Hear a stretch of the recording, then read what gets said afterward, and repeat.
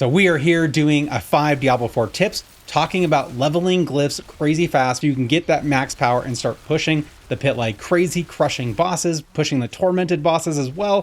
First, I'm going to cover 5 things that are kind of relatively new, things I started doing more of, and then I will cover some tried and true stuff that I may be taking for granted that I've been doing for a while. But I want to make sure you guys have all the advantages for speeding up your glyph leveling. The first thing on this list is something that I think is super cool, and I missed a lot. I think I noticed it, but I didn't pay attention to how important. If we are just going for glyph leveling, then we want as many advantages as possible. So to get ready, one of the first things we can do is make sure that we have solid glyphs. And if you look at this top affix, we have Ancestral Awakening.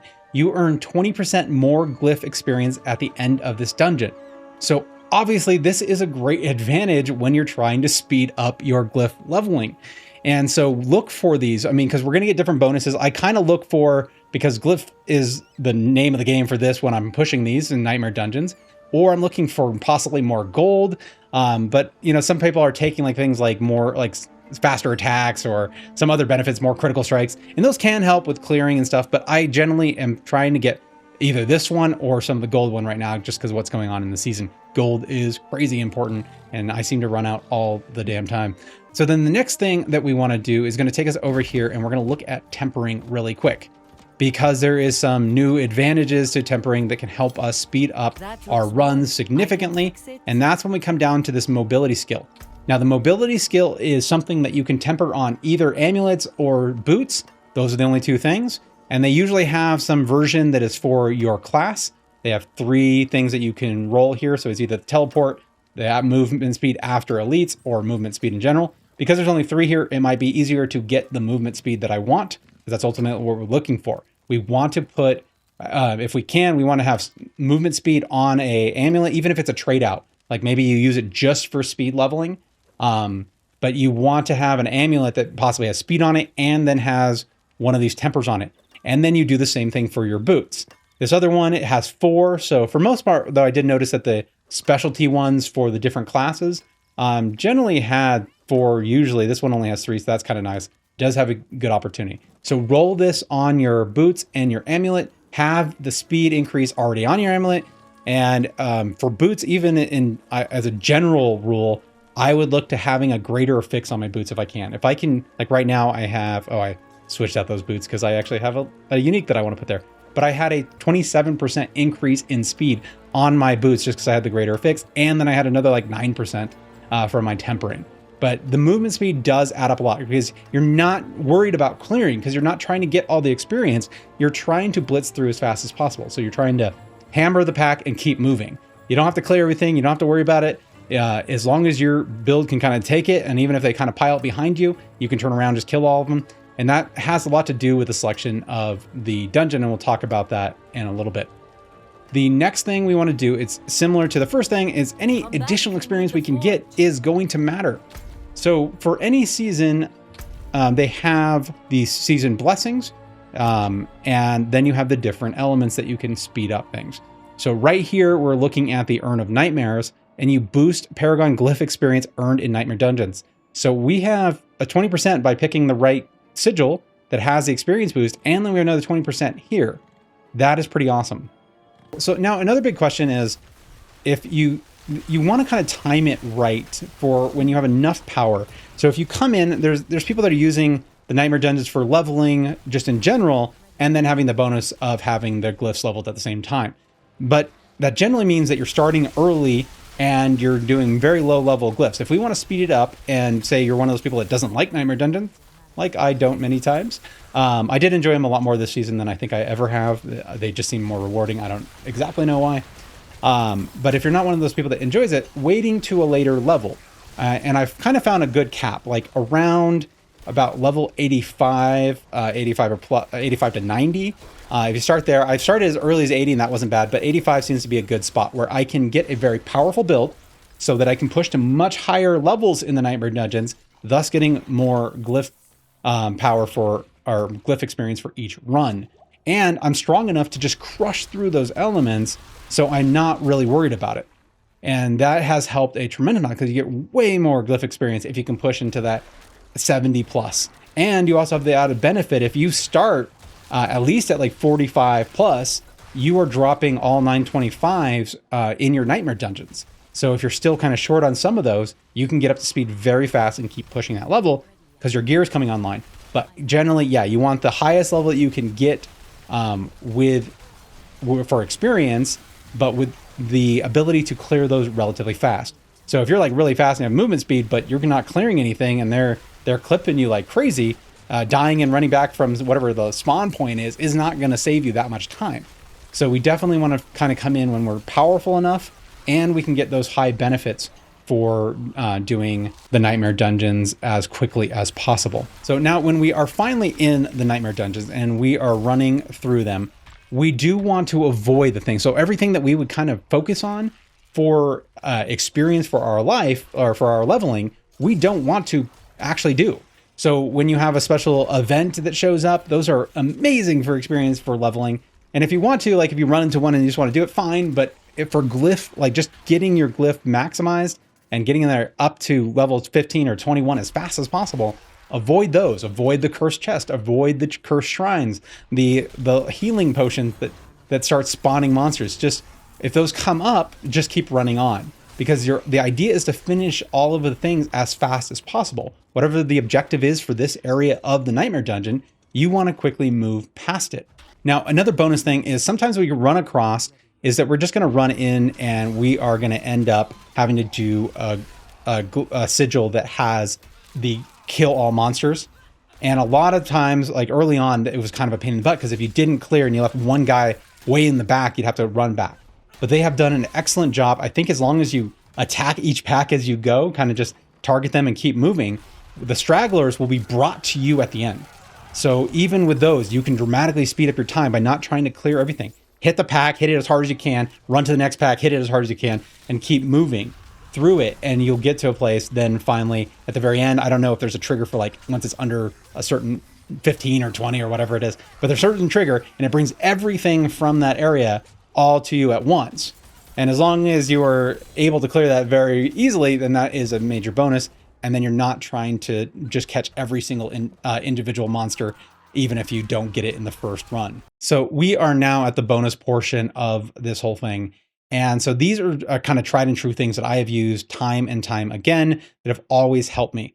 The very first one on this list is to be aware of how your current build actually does with this glyph or with this sigil. So this nightmare dungeon, if I'm looking at Jalal's Vigil, how well do I clear that? Is it relatively easy? I might skip events that have or clear all monsters, even though I'm finding those way faster with what I just talked about. But you think as you play through them, pay attention to which ones you kind of just blasted through. You didn't have to really do much. There wasn't like go grab 3 different boxes from 3 different areas, or not be doing one of those things where you have to like get all of the animus power by killing 7 different little like elite monsters somewhere. But whatever it is, I know it's very different for each of the builds, so just pay attention to that. That's what's going to matter most. So as you play through, just note, hey, I got to an area and I just walked through and walked straight to the boss. It didn't make me do another objective, or the objective was just kill everything in this room, or hit these levers and that was the whole thing, or kill these 2 guys. And that seems a lot faster for you how you rebuild clear. Just note that. Start paying attention to the maps. You can go get lists on maxroll.gg where they've done a great job of kind of timing out all of the nightmare dungeons for glyph leveling specifically. So if you go to their site, go to Diablo, and then go to the tier list, there's actually a tier list included in there that is just for glyph leveling speed. So you can go and grab those and see what their recommendations are and maybe aim towards those. But at the end of the day, I've noticed that it's really important that each of my builds has a different experience with each of the different challenges in Nightmare Dungeon, and I can speed that up. But the whole idea is that you generally want to be able to blitz through as fast as you can. So if you can ignore more things, if you can run right to the objective and move on, that is what you're looking for. So just pay attention to that. Now, a note on that, and it's going to come into our next tip of using the right potions. But when you are using potions, so if I queue up, I'm using a lot of holy bolts right now, but when we're out of season, I might be using a different one. So these are the ones I generally look at. I like attack speed a lot. I have not tested this, but I have a feeling this would be pretty cool, especially when you're just popping the groups and go. But I like the clear right now for my current build. I like the clear from holy bolts, so I'm doing that one. But I'll actually run some tests. I'll just throw that on there. So the other thing to note is like, so right here, if we look at the elixir of momentum, it says for the next 15 minutes, you get that. So now we know this little timer as it counts off and fills, this is about 15 minutes. What I use that as is an additional way to kind of time without being like weird with the timer. Like, if you like doing that, I totally get it. I definitely have done that, but if you want just kind of a semblance of an idea. So if you know, like you come here and then you got to like this corner, then you might be finishing that dungeon in a few minutes. So I just kind of pay attention to this. This gives me a good idea. So some dungeons are just, there's a lot going on and you don't really feel the time, but you may spend 7 minutes there. And other ones feel a little dragged out because you're just wandering to the next area and you're clearing those in 3 minutes. Obviously, clearing a dungeon in 3 minutes versus 7 minutes is going to massively speed up your glyph leveling time. So look at this if you are using potions, which you should. And my recommendations, momentum, speed, attack speed, and holy bolt. If your build doesn't benefit from attack speed, you might try like critical strike, benefit and critical strike damage. That's a good one too for some builds. Just pay attention to that. That one's kind of the one I'll switch out. But holy bolts has been so good this season that I definitely recommend that. So make sure you're using a proper potion. And then you're also going to want to skip fixes that just suck for your build. I don't know if they're like the shocks, but if you look back, we look at the sigils again. The first one, it's really nice what they've done. It's like there's one good one and one bad one. So we're only like really checking one. So as you check these, Avengers is really good for my build. It doesn't seem to bother at all. Monster Berry is a little weird at times with my Barbarian. That was no issue, so I didn't have to think about it. But paying attention to whatever the negative affix is a really good idea. So we're already paying attention to the top one to see if we can get some of those glyph boost or some gold or whatever else we're looking for. On the bottom one, so here's a gold one, but it has a Stormbane. I just don't enjoy the Stormbane. Some of my builds, obviously, there's no deal or no issue with them at all. Other ones, I just find it really freaking annoying. So I've just been skipping them in general. But again, try it for your build because the builds do change up which ones are annoying and which ones are not. You don't want anything that's slowing you down or making you spend extra time paying attention to where the hell the Stormbane is while you're trying just to destroy the boss as fast as possible or just kind of clear. So just pay attention to the ones that you end up having an issue with. Suppressor for a long time was one I found really annoying. The Wandering Shade, that's less of an issue. I'm usually always armored, so that doesn't really bother my sorceress. But I found it really annoying with my rogue. So just check out which ones you don't want to do. If they're slowing you down, just skip them. For the most part, you can get a lot of sigil power, and then you can keep moving forward. Now, if you are having troubles clearing some of the sigils, if some of these are just daunting, just consider that if your time's going up and you're getting this where you're like half the timer goes before you get one clear, or even almost, a lot of it, most of it, then you want to start just lowering your levels till you get a good clear. Because if you're doing it right, you should be pretty high enough that you are going to get a lot of experience for your glyphs. And as you start getting those glyphs over level 15 and you get that extra radius, you're going to get a lot more power. And so that's going to help you really make it so you can push very quickly, even if you can't right away. You have to lower that to increase the time, but do pay attention to that. And then the tried and true one that is pretty consistent to any ARPG is really stop wasting time in town.